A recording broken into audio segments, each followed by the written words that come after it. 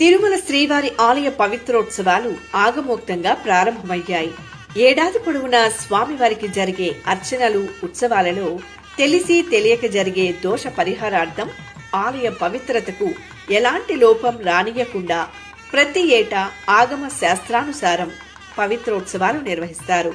ఇందులో భాగంగా స్నపన తిరుమంజనం వేడుకగా జరిగింది. శ్రీదేవి భూదేవి సమేత శ్రీ మలయప్ప స్వామివారిని ప్రత్యేక పీఠంపై కొలువు తీర్చి పంచామృతాలు, పరిమళ భరిత ద్రవ్యాలతో సహస్ర ధారల నడుమ స్నపన తిరుమంజనాన్ని నేత్రపర్వంగా నిర్వహించారు.